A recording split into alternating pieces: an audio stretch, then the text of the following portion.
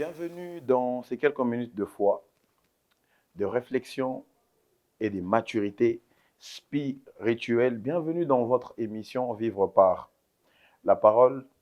Nous sommes au 4e épisode de la 2e saison. Et pour ce 4e épisode, nous avons une thématique autant particulière que les autres. Nous allons voir le Père est juste et protecteur. Le Père est juste et protecteur. Telle est la thématique de cet épisode. Permettez-moi de lire un texte avant de commencer à parler de la première partie de cet épisode qui sera essentiellement consacré à l'étude de la justice du Père. Mais nous allons aussi voir la protection, comment Dieu est un Dieu protecteur. Nous sommes dans les livres de Romains au chapitre 2, le verset 11, qui dit ceci. Car devant Dieu, il n'y a point d'acception de personne.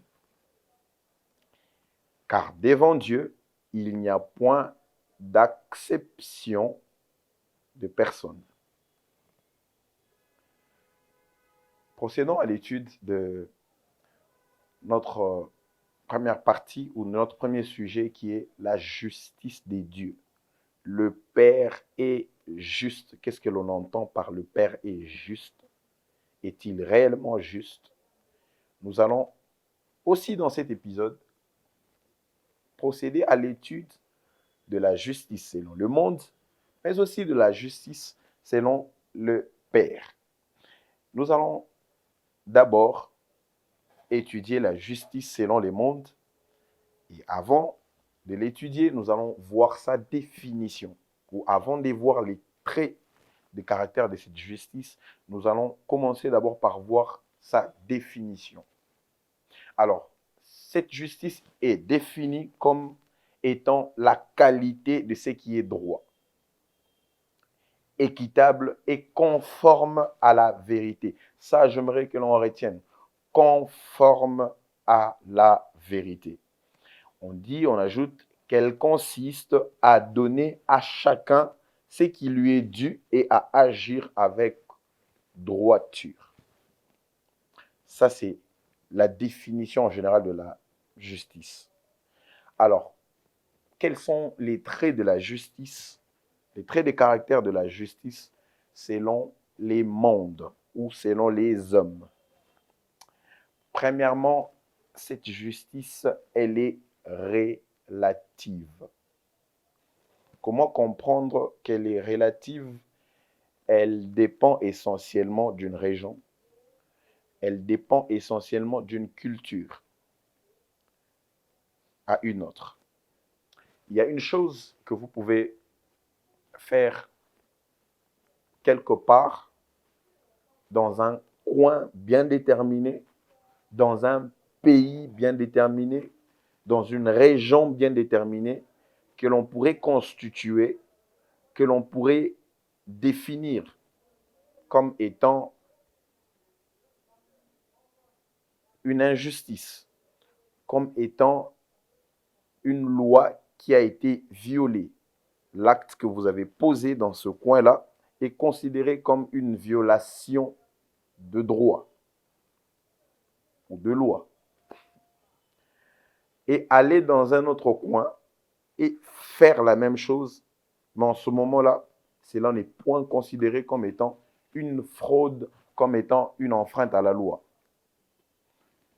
C'est par là que nous comprenons que cette justice, celle des hommes, elle est vraiment relative. C'est pour ça, je pense que d'ailleurs, la justice au niveau international a été, où il y a eu des conventions pour permettre à ce qu'un bon nombre de nations puissent avoir la même lecture, la même idée. Lorsqu'on parle de la justice, que toutes les nations, plutôt qu'elles aient la même compréhension. Juste pour permettre à ce que dans plusieurs recoins, qu'on puisse juger les choses de la même manière, qu'on puisse voir les choses par rapport à la justice, bien sûr, de la même manière. Mais qu'à cela ne tienne, elle n'est pas effective.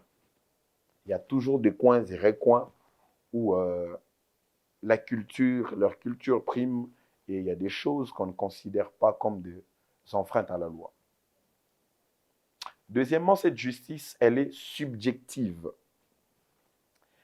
Pourquoi elle est subjective? Parce qu'elle est influencée par les émotions, mais aussi par les intérêts. La personne qui vient rendre justice, la personne qui vient rendre justice, lorsqu'elle a ou elle pense avoir beaucoup d'intérêt d'une partie par rapport à une autre, et son verdict sera penché vers le côté où il y aura plus d'intérêt. Mais aussi les émotions.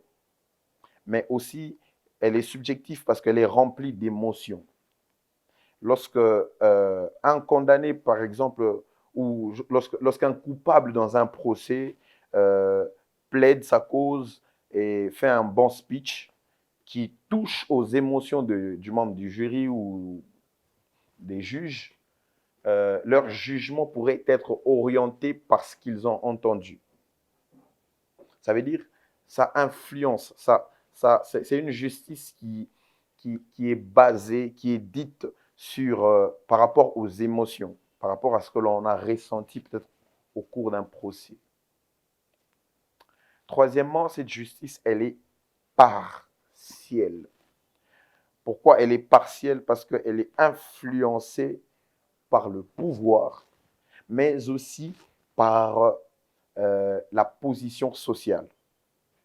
Beaucoup se plaignent dans beaucoup de pays, beaucoup se plaignent en disant notre justice, elle n'est pas juste, elle est malade, elle est morte. Pourquoi? Parce qu'on estime qu'elle est manipulée par ceux qui ont d'un côté le pouvoir, mais aussi par ceux qui ont de l'autre côté des avantages ou des positions. Ils sont bien positionnés sur les plans social. Avec l'argent, les juges, ceux qui doivent dire le droit, peuvent se faire corrompre. De par la position de ceux à qui il fait face, il peut rendre un mauvais jugement. C'est ça la justice selon les hommes. Elle est vraiment partiale. Elle est alors vraiment partiale, mais aussi, pour finir avec la justice selon les hommes, elle est limitée. Ce sont des choses que nous sommes en train de voir. Vous allez remarquer que chaque fois que nous voyons un sujet, lorsque nous essayons de les comparer, lorsque nous essayons de comparer ces caractères-là de Dieu face à celui que les hommes ont adopté, nous voyons toujours quelque chose, ça revient toujours, c'est toujours limité. C'est toujours limité. Ça n'atteint pas la perfection. Ces caractères-là, selon les hommes, selon les mondes, est toujours limité. Ici aussi, la justice selon les hommes, elle est limitée. Pourquoi? Parce qu'elle ne voit pas l'intérieur. Elle ne voit que l'extérieur. Dans un mauvais procès, des gens ou quelqu'un a été condamné dans un mauvais procès, alors qu'au fond de lui, il est conscient qu'il n'a rien fait. Il est conscient qu'il n'a rien fait, mais il a été peut-être condamné. Il a été condamné à tort. Pourquoi? Parce que cette justice connaît beaucoup de limites. Elle ne sait pas entrer dans l'intérieur de l'homme pour pouvoir comprendre, voir tout ce qui s'est réellement passé et finir par dire que cette personne a été accusée à tort. C'est une victime. Malheureusement. C'est ça la justice selon les hommes. Alors, c'est quoi la justice selon Dieu? Que nous dit la Bible à ces sujets? Nous sommes dans les livres de Deutéronome, chapitre 32, verset 4, la Bible dit « Il est le rocher, ses œuvres sont parfaites, car toutes ses voies sont juste. Toutes ses voies sont justes. Psaume 89, verset 15. La justice et l'équité sont la base du trône de Dieu. La justice et l'équité sont même la base du trône de Dieu. La Bible nous dit ici que Dieu, non seulement que ses voies sont justes, mais que la justice elle-même, elle est la base de son trône. Elle est un élément qui constitue la base du trône de Dieu. Là où Dieu siège, il y a justice. Là où Dieu est assis, là où Dieu règne, il y a la justice. Je ne cesserai de le dire, tout ce que nous sommes en train d'étudier comme caractère de Dieu, c'est la personne de Dieu, c'est Dieu lui-même. On ne saurait séparer, on ne saurait dissocier Dieu de la justice. Lorsqu'on parle du Père, Dieu le Père, on voit automatiquement la justice. Alors ici, quels sont les 4 traits de caractère qui constituent la justice de Dieu, ou en d'autres termes, quels sont les 4 traits de caractère qui vont nous permettre de pouvoir identifier qu'ici, il s'agit de la justice de Dieu et non celle des hommes. Premièrement, c'est que sa justice, elle est parfaite car elle vient de Dieu. Pourquoi elle est parfaite? Parce qu'elle vient de Dieu. Elle est Dieu. Dieu est juste. Puisqu'il est juste, Dieu n'a point connu d'imperfection. Il est totalement parfait. Sa justice, elle est autant parfaite que lui parce que c'est un Dieu juste. Deuxièmement, elle est sainte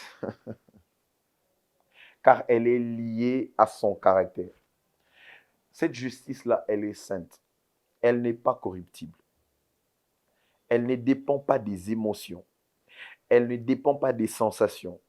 Elle ne dépend pas d'un pouvoir ou d'une position sociale. Elle ne dépend pas des intérêts. Elle est parfaite. En d'autres termes, cette justice-là n'a point connu de défauts. Cette justice-là n'est pas achetable. Cette justice-là n'a pas d'immoralité en elle. Vous n'entendrez jamais quelqu'un dire que j'ai corrompu pour que Dieu tranche en ma faveur. La justice de Dieu est la personne de Dieu. Et puisqu'il est saint, sa justice, elle est autant sainte que lui.